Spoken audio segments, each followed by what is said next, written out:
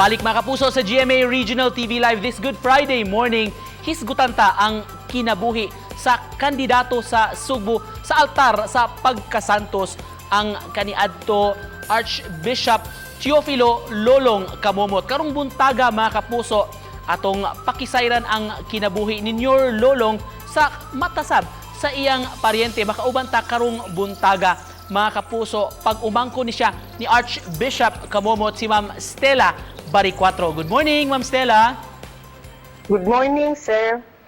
Daghan kayong salamat, Ma'am Stella, for joining us sa among special episode karong buntaga. Ma'am, can you share to us, ma'am, how are you related to Archbishop Teofilo Kamomot, ma'am? Pag umangkon ko niya, akong mama, igsuon niya. Sa first wife, duha. Sa second, 8 sila kabuok.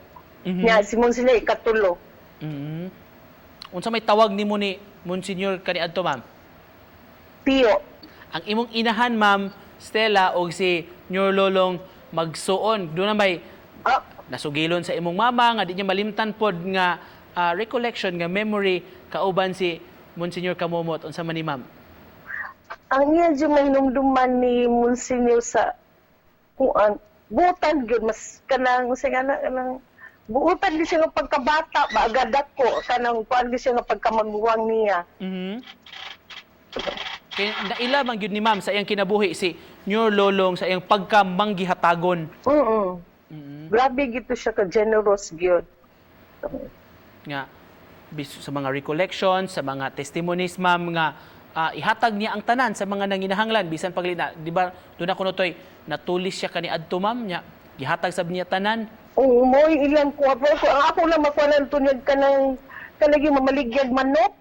Nga wag di po as kada adlaw lagi maligyag kahoy. Di gid mahitabo dili gid mahitabo nga dili niya paliton. Abayran ba? Sa dili lang kinanglanon. Amo ba, ma'am? Ngano man, ma'am, kay tabang niya sa naninda? Oo, dili way dagang storya ba? Duno lang kidulo say makuutan niya nga pila. Way pangutana nagpila na imong kuan. Kuan lang gito siya mupalit para lagi na ikakuan sa sibing tabang niya. Doon na po yung mga istorya kaniadto, Ma'am Stella, nga ultimo ang iyang pectoral cross o iyang sing-sing sa pagka-obispo iprinda kuno niya aron itabang sa mga nanginahanglan. Mo sila ko nadunga. Ikaw, Ma'am Stella. Sa mga masakiton.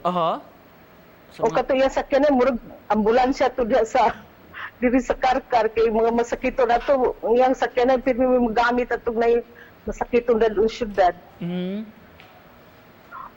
Ikaw, ma'am, isip pag umangkon ninyo Lolong unsa para nimo ang labing maing ligasiya nga iyang nabilin diri sa kalibutan? Mang iya gyud pagka humble, generous, iyang pagka-generous. O kuan. Kaya lang nga pagkatao, ano na bang dili kay siya anang sabaw? Low profile lagi ito sa Monsignor.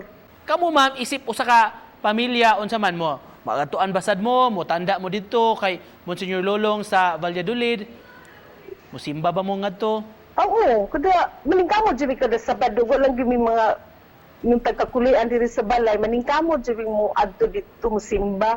Kinamay gyud misa dito kada alas 10 Sabado.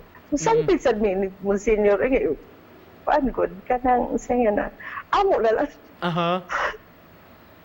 Unsay gibati ninyo, ma'am, nga doon na mo'y paryente, imong uyuan mismo nga kana kandidato na sa pagkasantos? Nalipay niya. Nalipay. Ma'am Sel, magpakuanay lang ta kay labi na karon, ma'am, kanang Good Friday man ron, unya kanang Semana Santa, of course. Doon na ba kay gusto nga ipaambit sab nga mensahe unsay imong masulti sa atong mga viewers karong buntaga? Maghinusol. Mo ko sa usay mga nahimong mga konsa nangaging mga adlaw. Repentance. Magbag-o. Hindi na sa magbago.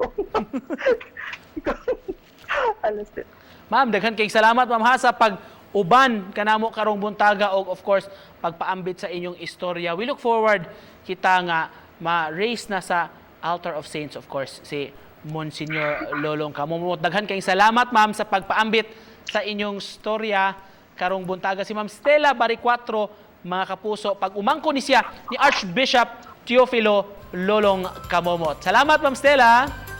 Okay, welcome sir.